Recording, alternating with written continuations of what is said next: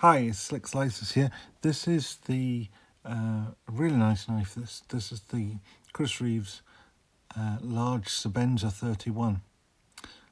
This came out about a year or so ago, and has been replaced since with an S45 version. This is S35 steel. This is the large version with the black micarta inlays. Now this is a bit of an icon, obviously, in the knife world, or the Sebenza is in general.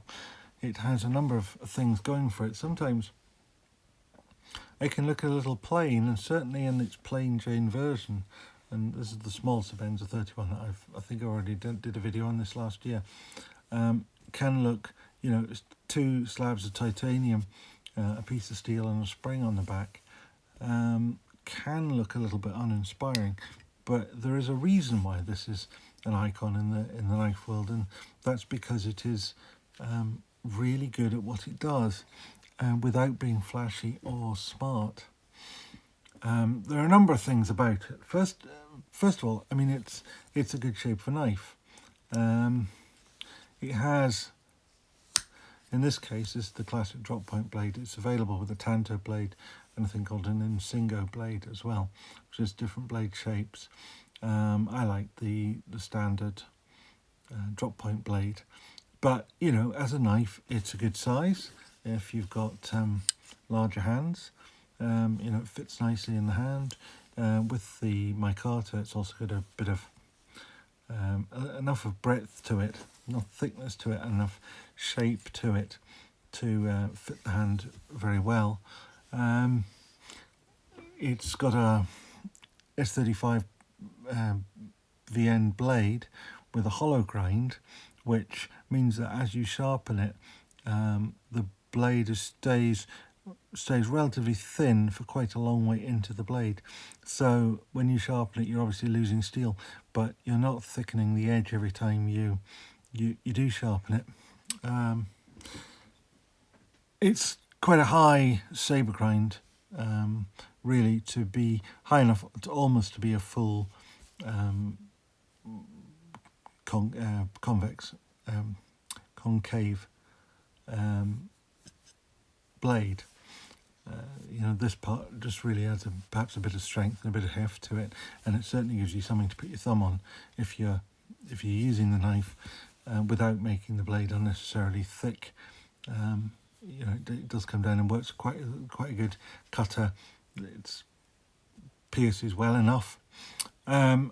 You've got titanium handle, titanium spring side. The integral lock was invented by Chris Reeve, and obviously it's been much copied.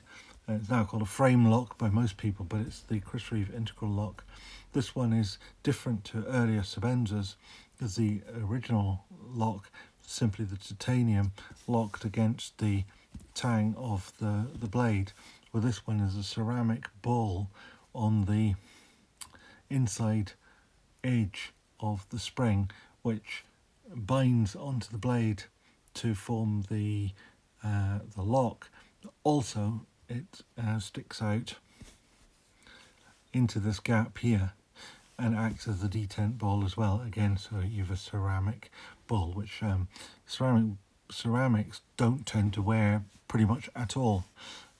So it gives you a smooth, positive action. It locks shut well. It locks open well. You've got a good long spring, which keeps things good. One of the things I've always prefer with a frame lock is when the cutout is on the inside. I never understand why anybody would put it on the outside. There probably is an engineering reason, but aesthetically it just doesn't look good. One of the things I particularly like about Chris Reeve knives is they make them left-handed, so I actually get to experience the full frame lock experience that people with right hands do. Now, I mean, I have a right hand, it just doesn't work.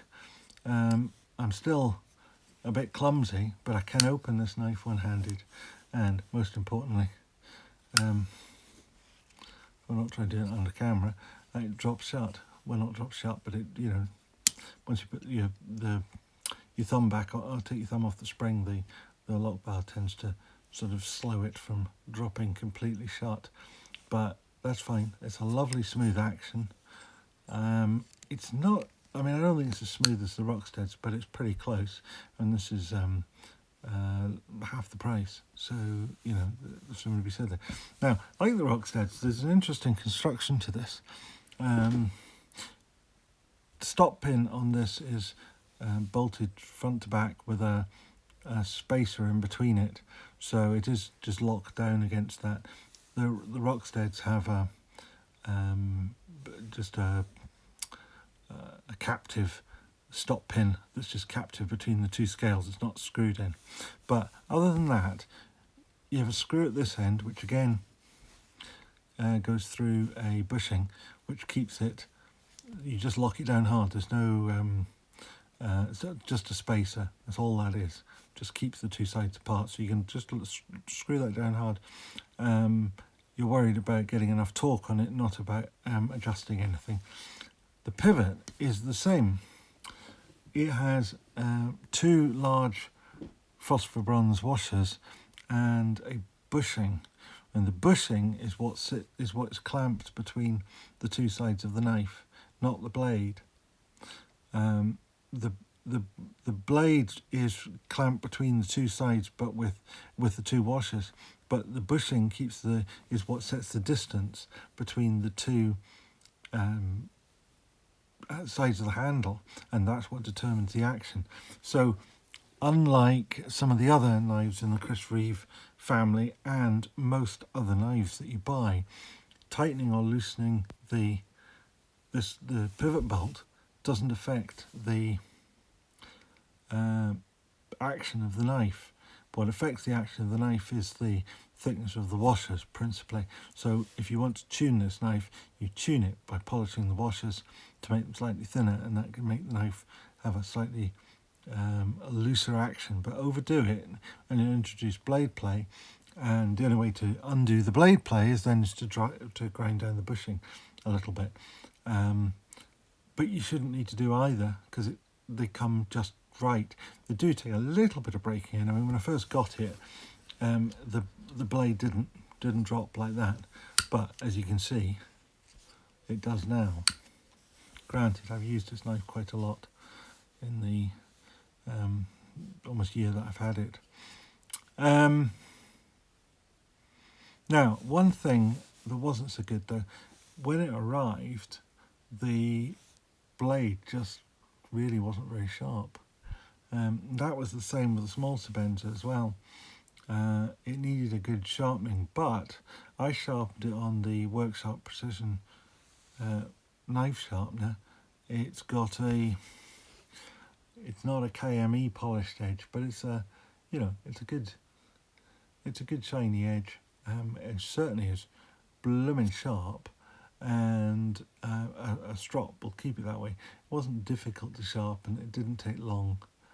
You know, it's not a particularly difficult steel. I think it's relatively soft, but hard enough to keep an edge for a reasonable amount of time, and with a strop keeps it going.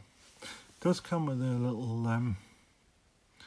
lanyard. I'm not sure about these. I keep thinking I want to change it, but the only way, because it goes, this is a sort of pin here, which is just captive between the scales, and the lanyard goes through that. You may be able to see, I don't know. So the only way to take the lanyard off is either to untie it or to cut it. And I'm just reluctant to do that. If you could just take, I mean, you can buy another lanyard from Chris Reeves with, you know, with a bead in it, different colours and things, and it comes with a pin, and you just bolt it in. But you know, I'm always conscious I want to try and keep the original bits as they are. So just in terms of size, this is the small Sebenza, and the small Sebenza is a size that would be UK legal if only it wasn't a locking knife, which is really irritating, because, you know, this could easily be an everyday carry knife for me, you know, but it locks, so we can't carry it. But it's a lot smaller. I mean, again, empirically, if you're measuring, back a bit so I can just get the ruler in here. The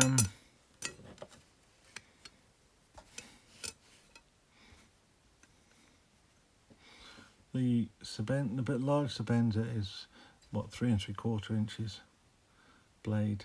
The small Sebenza is about 3 inches. So it never seems like much, but when you look at it overall, this is a much chunkier knife, much bigger. And you know, Sebenza means work, and if you want a work knife, it's hard to beat. Just another size comparator, and I brought this out because it's also called the Worker. Now it's the QSP Worker, which is you know, it was actually designed by a German, but made by QSP. It's almost as large almost as long in the blade, but slightly shorter in the handle. A knife which is in many ways an obvious comparator because it shares the iconic status, is the Warren Osborne designed Benchblade 940. It is a very slightly shorter blade, but it's a much slimmer, lighter knife overall. I mean, the blade is obviously is slimmer, very slightly shorter, not a huge amount. And in fact, if you line up the cutting edges, because the cutting edge of the Sebenza doesn't start like here, starts a bit closer to the handle here, they're very, very close in length. But this is much slimmer, much lighter. It's aluminium, so obviously it doesn't weigh so much, but it's a much thinner profiled knife. And one other that I just wanted to compare it with is the fully ambidextrous, of course. Well, except for the nail nick, but that's not too bad. Buck 110 Hunter, which is actually almost identical in size. It's not as broad that way, and it's heavier because it's got these big hunks of brass in it. But a very similar size knife, and in some ways, a similar feel in the hand actually, because it's just got that same sort of length, and it's a little bit thicker, but a little bit narrower this way, but thicker this way. So it kind of, but again, another iconic knife, and therefore icons should be compared with icons. And so there we are. So this is, as I say, this is the Chris Reeves Sebenza 31. One difference between the 21 and 31. The Micarta is one piece on this side, whereas in the other one it's 2 strips, rather like on the reverse. I think this is much better looking. The other difference with this from the 31 that I should have mentioned is that the clip now sits onto the non-spring part of the knife here, rather than on the original Sebenza it sat onto the spring itself, which just meant it added extra weight to the lock bar, and also meant that if you were holding the knife when you're opening it, if you were pressing on the spring, you were pressing on the lock bar, which can impede the action. Now, for people can flick these open, I just can't, but that's just because I don't have the dexterity, and I don't have it's the fast twitch response. I can't throw flick the thing forward anymore. But that's just part of my paralysis. That's not a criticism of the knife, not in any shape or form. Anyway, Chris Reeves Sebenza 31. If you like this stuff, please give it a wee thumbs up, and if you want to see more of it, please subscribe and remember to ring the bell. Thank you very much. Bye.